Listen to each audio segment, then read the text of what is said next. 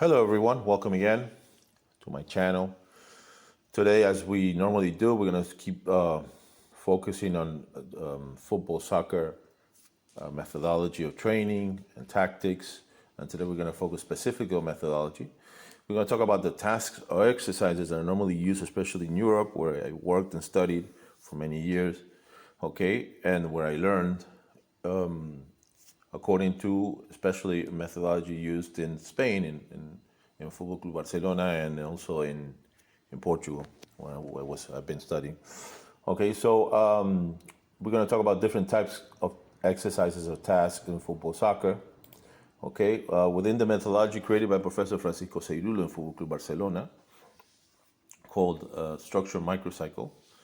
The exercises are called preferential simulated situations. Okay, so Football Club Barcelona has several, as we say, fathers of this methodology that was created, especially in the 1980s or 90s. Okay, and in the 70s, for example, the main father of the idea was Laureano Ruiz, which was still is a Spanish coach. Okay, also of course heavy influence of Johan Cruyff. And, also another father of this was Joan Vila. But the person who really gave it the scientific structure, okay, was Francisco Ceirullo, who was working there up to last year. And he's the one that organized all of this so that the tasks and exercises will have a scientific focus, okay? And it really gave it the real material structure, okay? So these he calls them situaciones simuladas preferenciales, okay, or preferential simulated situations, okay? And these exercises or tasks will fit into the microcycles and will vary according to what part in the season will be competing, the calendar, okay?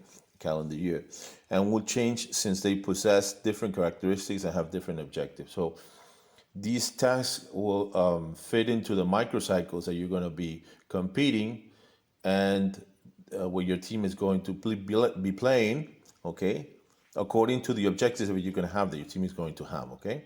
So we have the general preferential simulated situations, which are normally exercises or tasks of the training situation that are similar to competition but have a reduced cognitive load, okay? So these are tasks normally that when you begin the preseason, they are not very specific to the sport, okay?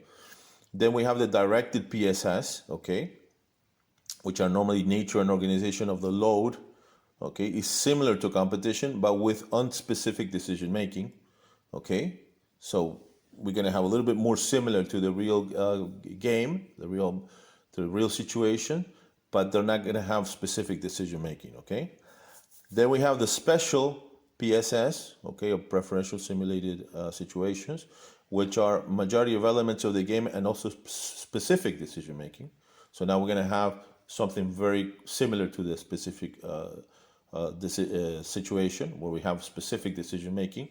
And then we have the competitive PSS, which are real game-like situations, okay? All of the elements of decision making are there, So you're going to play around with these types of tasks and exercises according to the microcycle that you're going to be in, okay?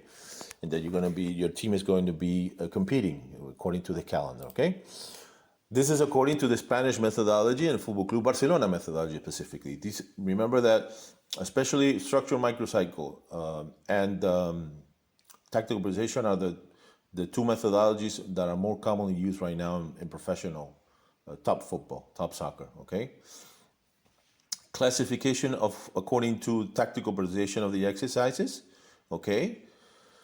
This we learned with Nuno Amieiro in Porto, okay? And they divide them in 4 types of tasks or exercises. The fundamental exercises, the compensation or compensatory exercises, the complementary exercises, and the dominant or non-dominant exercises. So these are going to be all 4 different types of tasks or exercises that you're going to have in the session. The same thing, according to the model of play and how your team is going to train and the situation they are in, okay? So in the same session, sometimes you might have a complementary exercise and a fundamental exercise, or a compensation exercise and a fundamental exercise, for example, or dominant or non-dominant, okay? So you're going to always take into account these types of tasks or exercises in the session, okay, and what you're going to use. Always, like we always, when we talk about tacticalization, the playing model and the way your team is going to play is going to be how these tasks and exercises are going to be organized. So always the most important thing is how your team is going to play, always. Okay? Like I always repeat over and over, okay? Because many people see us divided and they begin to prioritize other things that are not relevant to tacticalization. So if you start prioritizing physical aspects like functional aspects, this is not how tacticalization works. Okay, you're always the priority is always going to be how your team is going to play. Okay, and then I'm going to give an example of how I learned it, and this is based basically on a lot of theory that I learned either when I studied in South America and Uruguay, or I also studied in Spain, and with the experience that I gained over 20 years of training in academy football, youth football, and on professional clubs, and also in professional football in Spain. So this is the way we classify and organize them. We do them the following way. We talk about predominance. So we're always going to talk on this session of the task or exercise going to have a predominance, okay?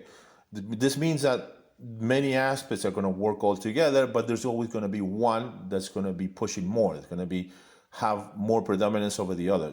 This doesn't mean that all of them do not work. This just means that this one works more than the others. Same thing with energetic systems. When you're training, you're working all the energetic systems, but there's always one that has more predominance, okay? And this is the same thing. So the tasks and exercises always have a predominance. Sometimes it can be functional or physical. Sometimes it can be a change in moments, okay? So for example, I can be working on rondo and I can be focusing on the change of moment, right? But the team or the players are going to be working functionally. They're going to be working also with maybe principles or concepts, or they're always going to be in scales, okay, according to how they're training. So they might be working intersectorially, and they might be working in a group, or they might be working individually, or they might be working collectively. So there's always going to be all these things that I mentioned here, but there's always one that has more predominance, okay? So the aspects that we have, I divided in like 4 types, like we see over here, right? The functional, physical, the changes in moments or phases, okay? The scales of a team, and what I mean, scales of a team is, there's a mistake, there's this no that always not supposed to be there. So when we talk about scales of a team, we talk about if it's going to be collectively, if it's going to be individually, if it's going to be sectorially, if it's, whatever, wherever you're working at. And also it could be the system. Like, for example, if you play 1-4-3-3, or if you play 1-4-4-2, or if you play 1-4-2-3-1, if you play 1-3-4-3, whatever system you use, a movement on a certain system. That will be collectively the same thing, okay? Or intersectorially, you can do it the same way, okay? Or the principles or the concepts, okay? And what we mean by principle are, of course, macro, meso, micro, nano principle, or general concepts of the game, okay? So always, whenever you're working on a tasks regarding the way we train, regarding one thing, like for example, okay, we're working possession exercise or a rondo, and we are in the session of speed of the muscle contraction, and maybe after 1 minute the players stop and they have to do specific sprints, for example. Okay, now functionally I'm going to be working one thing, but of course I'm working tactically other things, okay, other aspects like I mentioned here, okay? And then we're going to give some examples, okay? So here we have exercises with predominance in the changes of phases or moments, okay? But of course, it's going to be a functional aspect. There's going to be changes in moments. Of course, it's a predominance, but there's going to be a tactical aspect. There's going to be concepts. There's going to be also it can be scales. Also the same thing. So here, as you see, very commonly used rondo made famous, I think, by Guardiola, which is a 4v4 with 3 jokers in green. And the team that loses the ball has to immediately change from attack to defense. Here we have this, also the aspect of change of moments. Okay, the other team, or the blue team, after the game, the same thing. Okay, and of course they have to close and open according to whether they're defending and attacking. Okay, so as you see, you have a predominance in that task, the exercise that you're going to have, but at the same time, you're going to have changes in other aspects that I mentioned before. Okay, and this is a way that I normally organize the tasks or exercises. Okay, it's much easier for, in my opinion, for coaches to understand and create and even copy also tasks that they see that might be useful if they know what they want to work. This is why I made this channel, to show especially young coaches and coaches that have been training and professors and physical trainers that the main idea is to have the very clearly see the way you're supposed to structure the tasks and exercise and the sessions, and not copy. Because if you copy, most of the times it's not gonna be specific to how your team is going to play. It might be specific to the coach that's training that team that you saw, but not your team sometimes. Okay, now we're gonna have a task with predominance in the scales or the system. Collectively, as you see, you have a structure. You have a 4-3-3 and a 4-4-2-3-1, 2 teams. Okay, we have 4 jokers that are green. Now, and we're gonna prioritize the scales, in this case, a movement of the wing receiving the ball, controlling the ball, okay? And there's gonna be an overload of the fullback on each side. Now, in order for this exercise to work, you have to realize, you have to take into account that the team that's gonna have the ball has to organize with the ball. So we're gonna make this team go into a full offensive organization or organized attack. So at least we're gonna put the rule, or we're gonna condition the exercise or the task, or we're gonna create the constraint that at least they have to give 9 or 10 passes. So you make sure that that team organizes in offensive organization or organized attack, okay? Because if you don't do that, it'll be constant transitions and you won't give enough time for the teams to organize, okay? So we're going to, as I said before, okay, the team that gains the ball has to make at least between 8, 9, 10 passes so they can organize with the ball.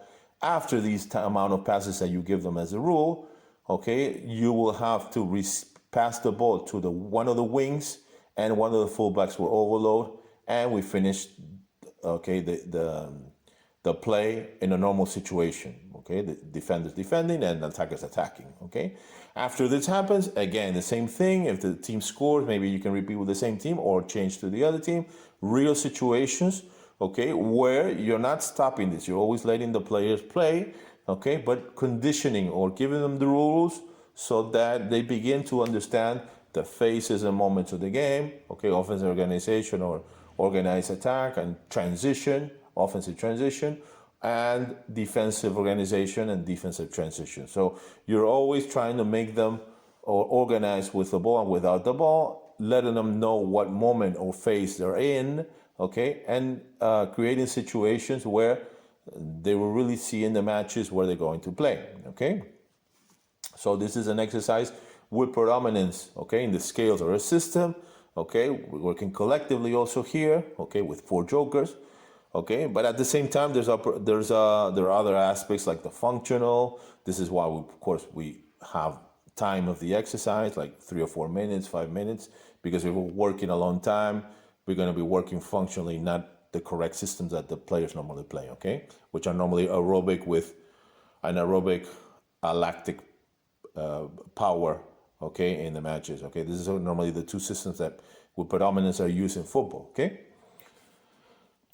Now we have, for example, a rondo, okay, with predominance in functional. This will be specific strength, okay?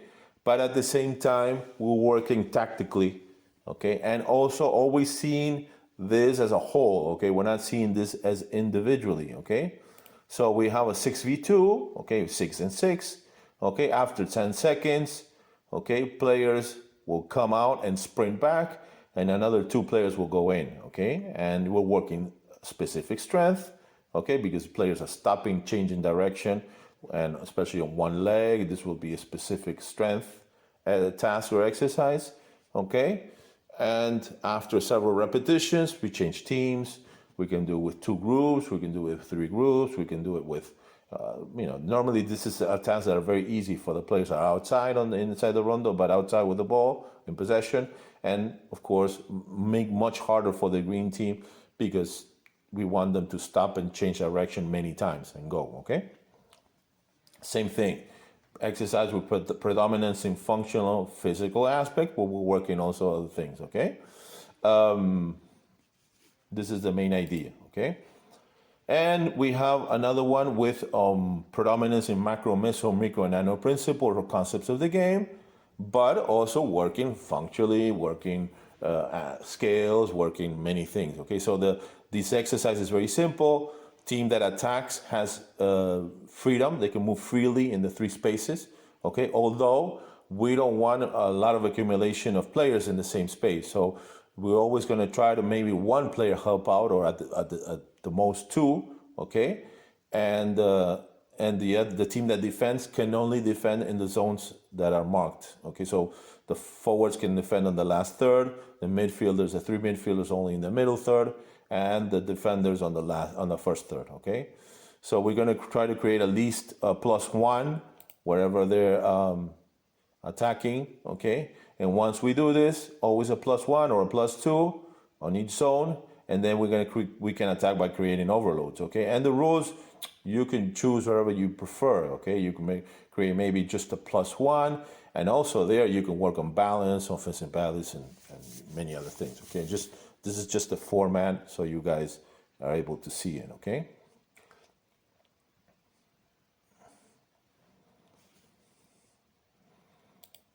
Okay, and so these are the examples, the practical examples of each. Okay, I hope you understood, and if you have any questions regarding this, please let me know. You can contact me on the channel, and hope you liked the video, and hope to see you soon again then. Take care. Bye-bye.